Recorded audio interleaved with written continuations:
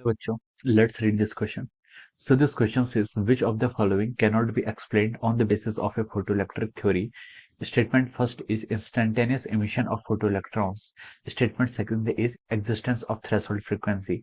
Statement third is sufficiently intense beam of radiation can emit photoelectrons. Statement fourth is existence of stopping potential. Okay. So the option A is third and fourth. Option B is second, third and fourth. Option C is third only, option D is second only. Okay, तो चलिए बच्चों, अब हम इस question को start करते हैं। तो देखिए बच्चों, इस क्वेश्चन का की कॉन्सेप्ट आप क्या लिख सकते हैं? The key concept of this question is, यहाँ पर हमें क्या बताना, आपको फोटो इलेक्ट्रिक थ्योरी बतानी। ओके, या फिर हम लिख सकते हैं the key concept of this question is our photo electric effect. Okay, photo electric effect की हमें क्या बतानी है, यहाँ पर थ्योरी बतानी। ओके, तो देखिए बच्चों, फोटो इलेक्ट्रिक इफेक्ट होता क्या? फोटो इलेक्ट्रिक इफेक्ट होता है, देखिए जब आपका क्या होता है, कोई जब आपका क्या होता है, फोटोन जिसकी एनर्जी क्या होती है, जिसकी energy is equal to H नहीं होती है, किसी क्या करता है, मेटल सरफेस पे स्ट्राइक करता है, तो उससे क्या करता है, आपका रेडिएशन क्या होता है, आपका एमिट होता है। ओके, तो जो आपका रेडिएशन एमिट होता है, ओके सॉरी, जब क्या होता है, फोटो इलेक्ट्रॉन्स क्या होता है, आपका एमिट होता है from the metal surface. Okay, तो जब कोई लाइट जिसकी फ्रीक्वेंसी क्या है, एच न्यू है, इट जिसकी फ्रीक्वेंसी न्यू है, it falls on the metal surface, और मेटल सरफेस से आपका इलेक्ट्रॉन्स क्या हो जाता है, एमिट होता है, तो उस प्रोसेस को हम क्या बोलते हैं, आपके फोटो इलेक्ट्रिक इफेक्ट बोलते हैं। ओके, क्वेश्चन हमसे बोला कि which of the following can not be explained on the basis of photo electric effect. Okay, तो देखिए फर्स्ट स्टेटमेंट में क्या लिया, फर्स्ट स्टेटमेंट ने बोला कि instantaneous emission of photo electron. Okay, तो देखिए ये तो हमने एक्सप्लेन कर दिया था। ओके, ये हमने क्या कर दिया था, एक्सप्लेन कर दिया था। इसमें क्या था, देखिए instantaneous emission of photo electrons का मतलब ये है कि देखिए जैसे क्या करता है आपका फोटोन, क्या करता है, जैसे आपका फोटोन क्या करता है, किसी मेटल सरफेस पर स्ट्राइक करता है, इसके अंदर क्या होंगे, इलेक्ट्रॉन्स होंगे। ये एनर्जी क्या करेगा, इलेक्ट्रॉन्स क्या करेगा, ये फोटोन की एनर्जी को एब्जॉर्व करता है, और उसके बाद ये हो सकता है किस कॉलिजन करे, उसके तुरंत बाद का निकल जाता है, ये क्या कर सकता है, आउट ऑफ द सर्फेस क्या होता है, मेटल के सर्फेस से निकल जाता है। ओके,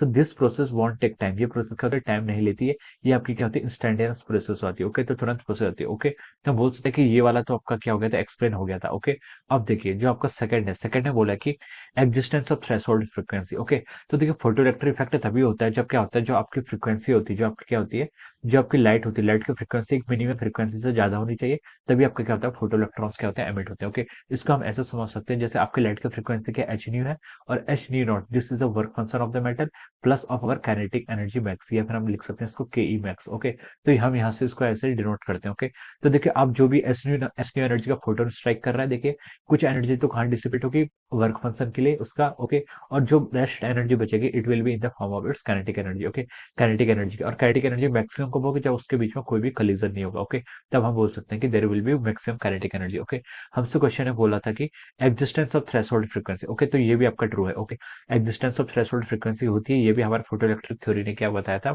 हमें बताया था। ओके, अब देखिए थर्ड स्टेटमेंट में क्या बोला है, sufficiently intense beam of radiation can emit photoelectrons। Okay, तो देखिए आपके फोटो इलेक्ट्रॉन्स एमिट कब होंगे, फोटो इलेक्ट्रॉन्स एमिट होने की कंडीशन क्या थी आपकी, कि जो आपकी एनर्जी है, जो आपकी क्या फ्रीक्वेंसी है, जो आपकी फ्रीक्वेंसी है, it must be greater than the threshold frequency. ये थ्रेशोल्ड फ्रीक्वेंसी से क्या होनी चाहिए, ग्रेटर होनी चाहिए।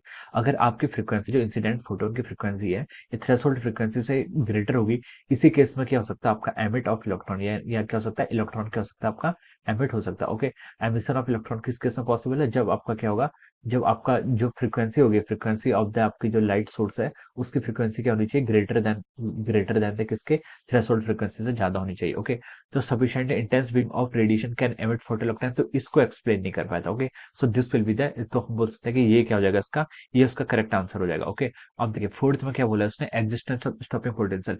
स्टॉपिंग पोटेंशियल भी एग्जिस्ट करता है। ओके, स्टॉपिंग पोटेंशियल एग्जिस्ट करता है, ये भी आपको किसने बताया था, फोटो इलेक्ट्रिक इफेक्ट ने बताया था। ओके, तो ये स्टेटमेंट भी क्या हो जाएगा, आपका ट्रू हो जाएगा। ओके, तो हमसे क्वेश्चन ने पूछा कि which of the following can not be explained. Okay, जो आपका स्टेटमेंट थर्ड है, यानी कि sufficiently intense beam of radiation can emit photoelectrons, इसको ही एक्सप्लेन नहीं कर पाया था, बाकी तो उसने क्या कर लिया था, फोटो इलेक्ट्रिक इफेक्ट ने की थ्योरी ने सब क्या कर लिया था, यहाँ पर एक्सप्लेन कर दिया था। ओके, तो हम लिख सकते हैं कि इसके करस्पॉन्डिंग जो आपका थर्ड है, कि वो आपका क्या हो जाएगा, करेक्ट आंसर हो जाएगा। Okay, we can say that option C is the correct, option C क्या होगा आपका, यहाँ पर आपका करेक्ट आंसर हो जाएगा। Okay, option C is the correct answer of this question. Okay, so I hope you all understood this concept. All the best and thank you so much.